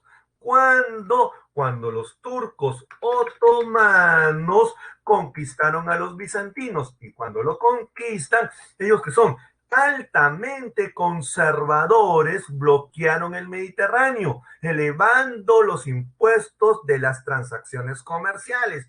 Con ello, cerraron la principal vía de intercambio comercial de Europa con Oriente, que era la llamada Ruta de la Seda. ¿Se dan cuenta? Entonces, digamos que ya aquí cerraron la más importante ruta comercial, ¿correcto? Aquí va, ya. Excelente, muy bien. Esta ruta de la seda comercial fue dada a conocer brillantemente y descrita por Marco Polo, brillante personaje del siglo III. A ver, entonces había la necesidad de establecer nuevas rutas comerciales ante las Indias. ¿Por qué querían ir tanto a las Indias? Porque las Indias tenían especias. ¿Qué son las especias? Son los condimentos, los saborizantes, como el clavo de olor, el jengibre, el azafrán, la canela. Claro, Además, esta expansión ya europea benefició a la península ibérica. Acá, ¿por qué? Porque la península ibérica, ante el bloqueo del Mediterráneo, fue la que tomó la posta, en la medida que ellos blindaban con el Atlántico la posición geográfica privilegiada que tenían, sumada a la unidad política que estaban logrando con mucho esfuerzo contra los musulmanes, que los habían invadido hace 800 años. Hay que sumarle los nuevos conocimientos, tanto náuticos, ¿no? Por ejemplo, a través de los grandes inventos. El astrolabio y la brújula, ¿ya? El astrolabio es árabe, la brújula es china, que permitieron guiarse, ¿ya? Durante los viajes. Las carabelas y la nau, yo pondría de yapa, son las grandes embarcaciones que reemplazarán a las galeras romanas que se movían con remos. ¿Ya? Y le sumaría yo, por ejemplo, los famosos portulanos. Los portulanos son mapas, los famosos portulanos son mapas de puertos y puntos geográficos importantes. Muy bien. A ver, comencemos con las principales exploraciones, ¿correcto? A ver, aquí arrancamos con Portugal, también llamado Lusitano, el Imperio Lusitano. Luego hablaremos de la Escuela Náutica de Sagres, ya hablaremos ya de sus más importantes representantes. Un segundito, ya, la famosa dinastía de Aves o Casa de Aves. A ver, en el caso de Portugal, que se libera primero dentro de toda la península ibérica, el reino de Portugal se libera primero de los musulmanes, ¿correcto? ¿Ya? Ellos entonces optan por qué ruta? La ruta africana. Bordear África para llegar a la ruta de las especias, porque la ruta de la seda ya ha sido bloqueada. ¿Se dan cuenta? En consecuencia, aquí va. Uno, Bartolomé Díaz. Bartolomé Díaz llega al extremo sur de África, ¿correcto? Él, debido a las grandes tormentas que había, lo llama Cabo de las Tormentas. Pero el rey de Portugal le dice, no puede ser que lo llames de esa manera. Tienes que ponerle un nombre atractivo para que los marinos vayan y naveguen. Así que bueno, bajo la presión del rey de Portugal, le pondrá Cabo de la Buena Esperanza. Con lo cual llegaron al extremo sur de África. De ahí viene Don Vasco da Gama, quien sigue la ruta africana bordeando y llega a donde querían llegar, a la India, Calicut. Porque cuando decimos Indias, es India, China y Japón, ¿correcto? Entonces el primer punto a llegar era la India, que suministraba de importantes especies. ¿Listo? Entonces, esta será la nueva ruta de las especies. Pero la expedición que contó con el mayor apoyo del rey de Portugal debido al éxito de sus navegantes va a ser Pedro Álvarez Cabral, que él no siguió la ruta de sus predecesores, que era pegarse mucho a la costa. Él se desvió de la costa, ¿ya? Y debido a la presión de los vientos alisios, terminó desviándose más, llegando a ¿dónde? A las costas del Brasil. Eso fue el famoso Álvarez Cabral. Correcto. Aquí se ven entonces los grandes viajes. Además de esto, haremos mención, por ejemplo, del caso español. A ver, esto lo veremos con más calma, el tema de Cristóbal Colón, la próxima semana, ya cuando hagamos pues los viajes de descubrimiento. Lo único que voy a indicar que Colón hizo 4 viajes, ya, y en el primero arribó a América. Exactamente donde, a una isla ya, de las Antillas, llamada Guanajaní en lengua local. Colón le pone el nombre de San Salvador porque cree que el Salvador, Cristo Dios, lo salvó. Pues lo llama San Salvador. Hoy día, si tú agarras un mapa, ya, esta isla se llama Bahamas.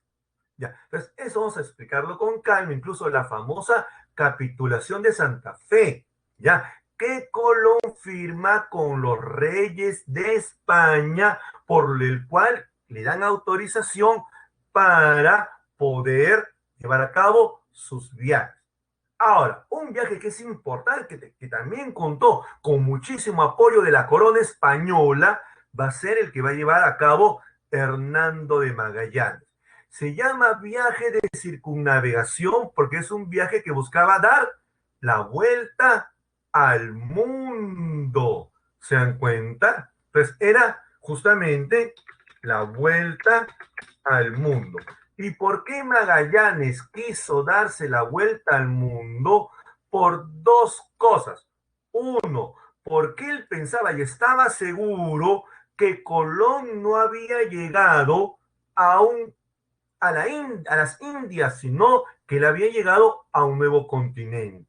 ¿Ya? Y en segundo lugar, él buscaba establecer el tamaño y forma de la Tierra. Así que son dos cosas. Él va a darse la vuelta al mundo para establecer con fidelidad el tamaño de la Tierra y en segundo lugar para reconocer la existencia de un continente nuevo, ¿correcto? Muy bien, excelente. Bueno, pues lastimosamente es asesinado en las Filipinas y al ser asesinado continúa el viaje ya bastante difícil, llegando únicamente a España con una sola nave de las más de 17 con las cuales partió con el famoso Sebastián Elcano. Aquí está entonces Magallanes y Sebastián Elcano.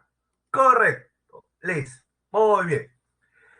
A ver, antes de ver las consecuencias, veamos rápidamente nuestro automaterial que quiero compartir con ustedes, ¿correcto? A ver, por aquí. Como ustedes pueden ver, aquí está lo que hemos dicho. Los turcos monopolizan el comercio marítimo. Prácticamente lo han bloqueado, elevando los impuestos para poder seguir en ruta con rumbo a la ruta de las especies, ¿ya? O la ruta de la seda. Aquí están las famosas especias, aquí están las especias, jengibre, la nuez moscada, el clavo de olor, la canela, la pimienta. Ahí están las grandes especias. También hay que hacer mención que únicamente no se fue con ánimo de buscar nuevas rutas comerciales. También está la idea de ganar fama, ganar fortuna. Contaron con el apoyo de los monarcas, ¿ya? Y también llevar el cristianismo. Así que también hay que hacer mención de otros factores más. También hemos dicho la mejora de la navegación, las carabelas, la nao, va a ser muy importante, los instrumentos de navegación que son realmente importantísimos para poder guiarse en el viaje, como el astrolabio y la brújula. Ya, la brújula en este caso fue perfeccionada ya por los italianos. Los portulanos, que son cartas de navegación, ya, que vinculan puertos con mares, ya que es realmente importante como elemento de apoyo. Aquí están los viajes que hemos detallado de Portugal. Aquí está también los viajes de Colón, pero a mí algo quiero resaltar. Cuando hay que hacer una diferencia entre Portugal y España, ¿correcto? Mientras los españoles, eso lo veremos la próxima semana, se metieron al continente y acabaron con los aztecas y los mayas americanos, los portugueses se quedaron únicamente en la costa de África y establecieron factorías y fortalezas. Aquí están sus factorías donde ellos negociaban con los jefes tribales de las tribus africanas para que les trajesen productos. Pues vamos a ver qué productos estamos hablando con calma. Denme un segundito nada más, ¿correcto? Aquí están los viajes de Colón, que son 4. Hemos resaltado el primer viaje, que es el que llega justamente, aquí está, lo voy a resaltar, Guanajaní, San Salvador. De los 4 viajes que mencionaremos la próxima semana. Aquí está la primera vuelta al mundo. He resaltado Magallanes, porque es el lugar donde muere. He resaltado Filipinas, porque es el lugar donde muere Magallanes. Listo. A ver, retornemos a ver nuestra otra presentación. Aquí. A ver, ¿cuáles son entonces las consecuencias? Muy bien, aquí están los grandes inventos, astrolabio, brújula y carabela. No quiero dejar sin mencionar la nao. La nao fue muy importante también. Quizás no es una nave muy conocida, pero la nao era más grande incluso que la carabela. A ver, ¿cuáles son las consecuencias? En primer lugar, la expansión de la civilización occidental. Es lo que nosotros llamamos la occidentalización del mundo. ¿Cuáles fueron las formas de expansión occidental civilizatoria más importantes? La lengua, ¿correcto? La religión, ¿ya? Por eso que esta clase yo no la digo en quechua ni en aymara, la digo en español. Y cuando hicimos el tema anterior de la contrarreforma, yo dije, yo soy católico, porque son herencias traídas justamente por la expansión europea. Los grandes conocimientos tecnológicos, sí, pero también no podemos olvidar, ¿ya? Porque nosotros fuimos, y hay que reconocerlo también, parte importante de los que salvamos Europa, ¿ok? Animales, animales y plantas, ¿ya? ¿Correcto? Plantas como la papa, básicamente, que salvó a Europa de la hambruna producto de la crisis del siglo XIV. Por ejemplo, en el plano de lo social, la burguesía comercial. Señores, las empresas de navegación, de exploración, son empresas privadas. Los reyes únicamente dan autorizaciones, pero los navegantes van con su billete. Son empresas privadas, ¿correcto? Así que aquí juega un rol muy importante los financistas europeos. A ver, mezcla de razas, ya esto se llama mestizaje. Aquí se puede ver una obra importante de Lozano del siglo XVIII, que es una que muestra en detalle todo el proceso de mestizaje, porque a diferencia de los franceses e ingleses que iban con sus propias mujeres, los españoles y portugueses no vinieron con sus propias mujeres, por eso tuvo un fuerte mestizaje aquí en esa parte de la región. Y la crisis demográfica en estos tiempos difíciles de pandemia, ya, digamos que fueron básicamente a causa de las epidemias, más que de la explotación del trabajo, fueron las epidemias las que provocaron un colapso demográfico. En el plano económico, ya atravesamos un cambio, pasamos del Mediterráneo al auge del Atlántico. Entonces, es el Atlántico la gran ruta con el mercantilismo, que se basa en la acumulación de metales, ¿correcto? Bueno, pues, y el mercantilismo, que se basa en la acumulación de metales, ¿cuál es la lógica? Es muy simple. ¿Ya? Para poder acumular metales, tú tienes que vender más mercancías, lo se llama mercantilismo, ¿correcto? Y la mejor manera para vender más mercancías es con monopolio comercial. ¿Se dan cuenta? Por eso que el mercantilismo requiere el monopolio comercial amparado por el Estado. En el plano de la política aparecen los primeros imperios coloniales ultramarinos, ¿correcto? En el cual España será la gran potencia mundial junto con Portugal. Pero bueno, hay que reconocerlo, España fue más fuerte que Portugal, pero eso también trajo grandes conflictos. ¿Por qué? Porque España va a tener grandes guerras contra Francia y contra Inglaterra, de la cual hablaremos en unos minutos nada más. A ver aquí, rapidito, ya para acá, ¿ok? Aquí están los grandes imperios coloniales, el imperio portugués lusitano, con la famosa escuela náutica de Sagres, el famoso Enrique el Navegante. Aquí está su imagen, Enrique el Navegante, que era un personaje que no le gustaba el lujo ni el boato de la corte de su padre. ¿correcto? Era un tipo más misántropo, más intelectual, y él fundó en su propio castillo la Escuela Náutica de Sales, que fue la base para los descubrimientos geográficos, ¿correcto? Aquí se experimentó con la brújula, el astrolabio, se inventó la carabela, por ejemplo. ¿Y cuáles serán sus grandes colonias? En América, el Brasil. En África, Senegal y el Congo. Pero hay que distinguir, ¿ya? En el caso del Senegal, correcto, fue los esclavos. Y en el caso del Congo, fue el oro, que eran las grandes mercancías que ellos intercambiaban con los jefes tribales en sus factorías. Finalmente, en Asia, ya, el gran lugar será Calicut, que queda en la India, pero yo me quedo, bueno, complementariamente, me quedo también con Macao. Macao fue importante en China, China que era parte de estas rutas, ¿correcto? A ver, el caso español se habla, a ver, ¿por qué está en cursiva la Reconquista? La Reconquista fue la expulsión de los árabes por parte de los reyes católicos. A ver, en primer lugar, Reyes Católicos es el título que le pone la Iglesia Católica, ¿ya? En realidad ellos son dinastía Trastámara, es el nombre real de su dinastía, Trastámara, ¿correcto? Muy bien, ellos ni bien expulsan a los musulmanes, el último reducto fue Granada, con el famoso jefe Boabdil, van a iniciar los viajes de exploración, ya apoyando Colón, Magallanes y compañía. En América, ¿cuáles serán sus grandes colonias? Nueva España, que es México y Perú.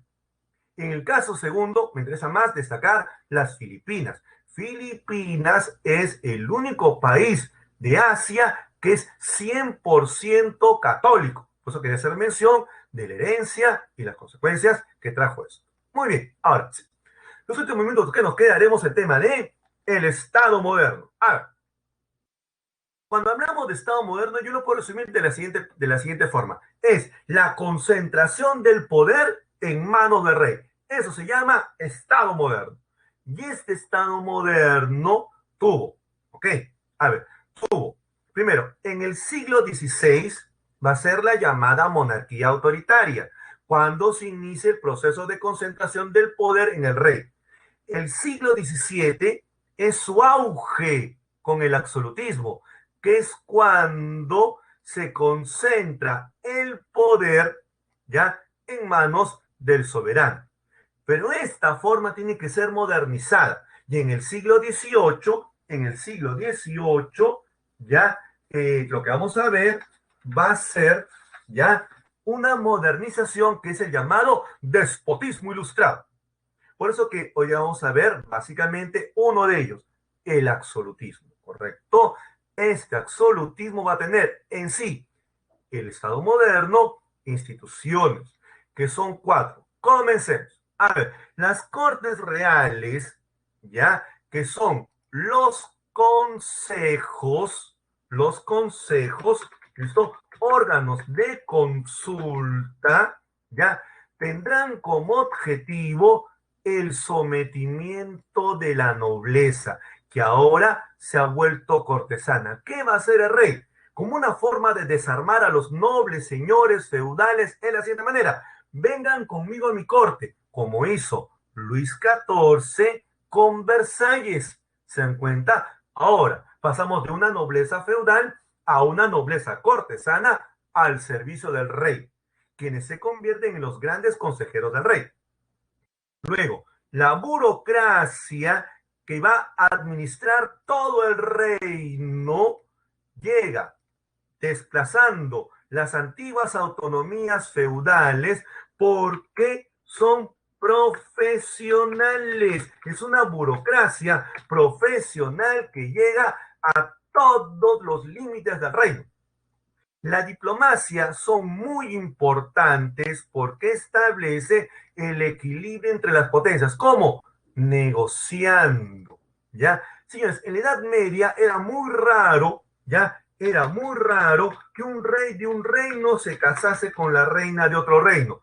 En la Edad Moderna, por el contrario, es la costumbre. ¿Y quiénes negocian los matrimonios? los embajadores de las cancillerías, que son la diplomacia. Además, también está el ejército nacional. Ahora, este ejército se ha vuelto ya no un ejército de mercenarios, como era en la época feudal.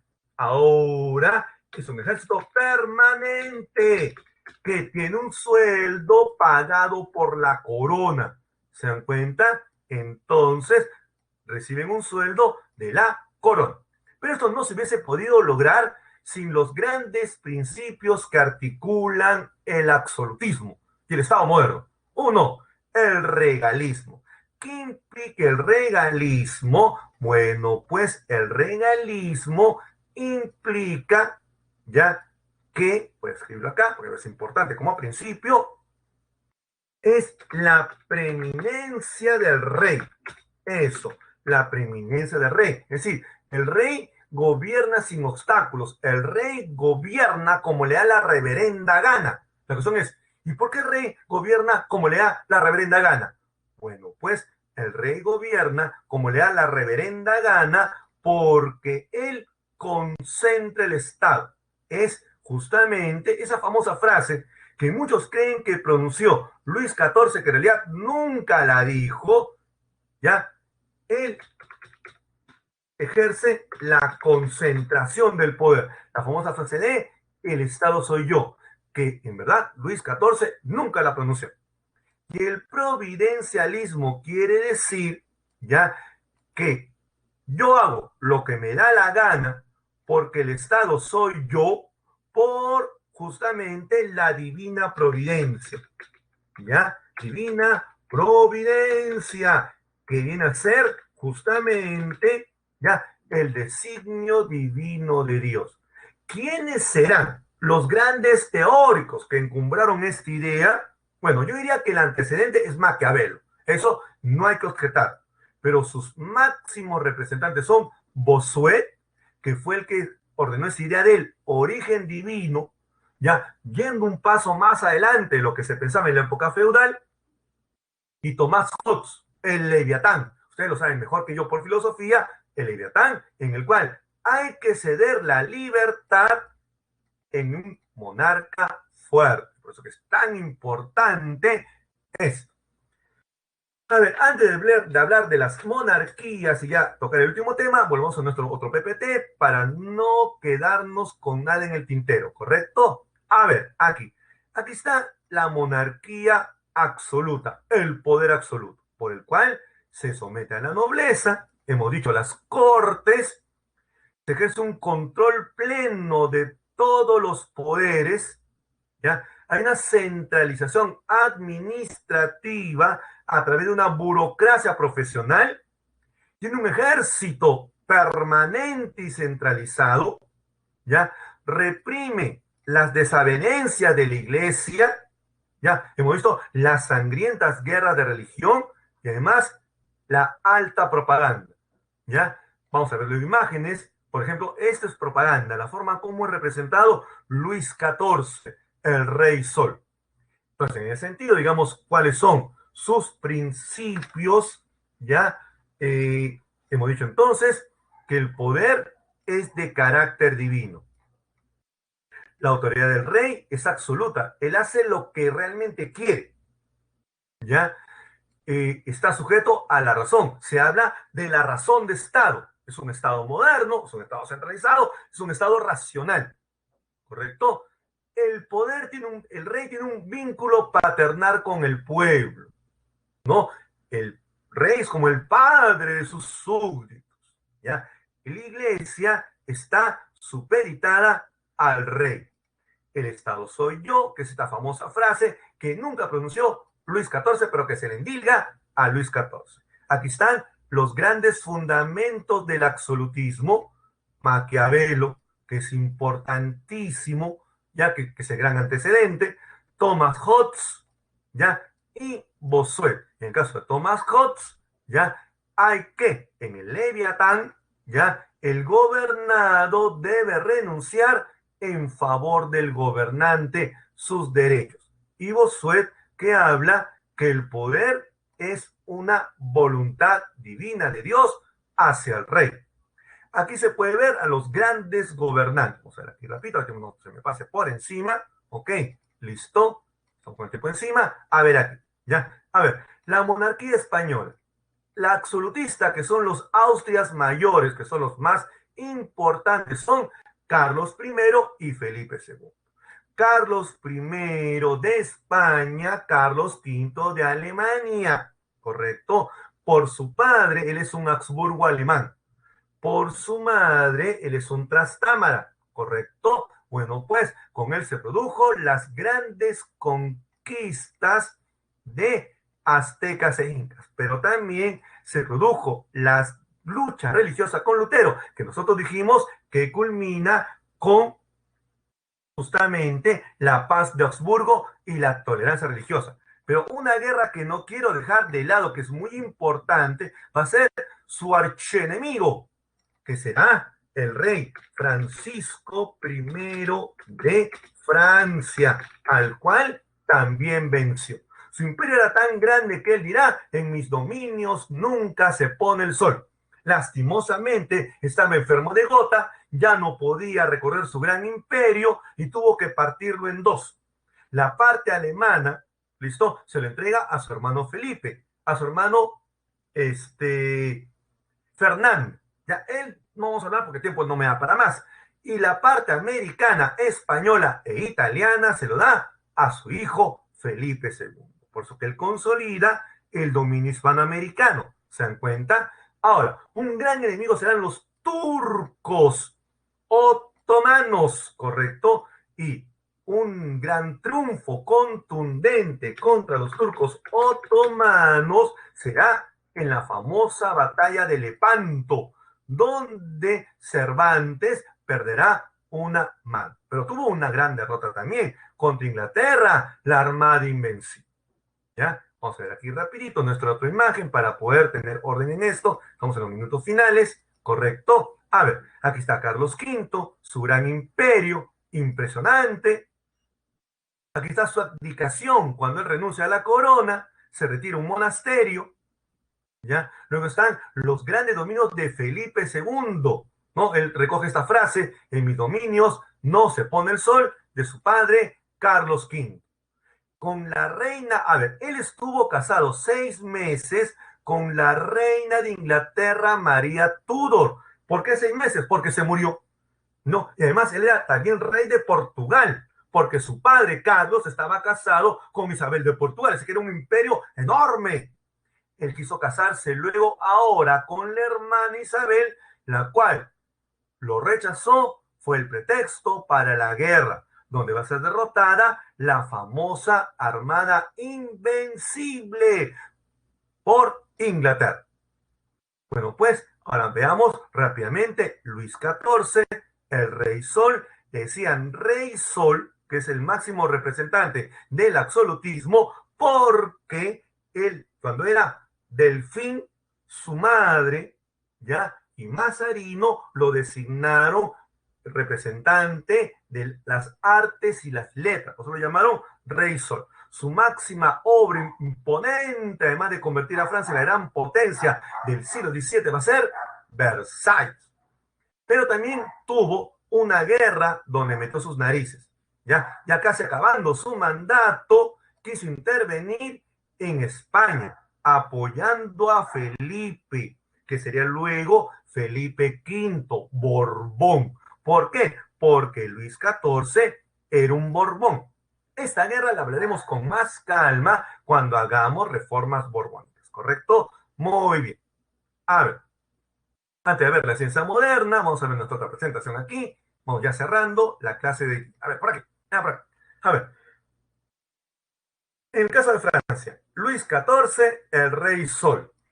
Él centralizó el poder como gran rey absolutista y convirtió a Francia en la máxima potencia del siglo XVII gracias a su política mercantilista proteccionista de su famoso ministro Colbert, de ahí que lo llamen colbertismo.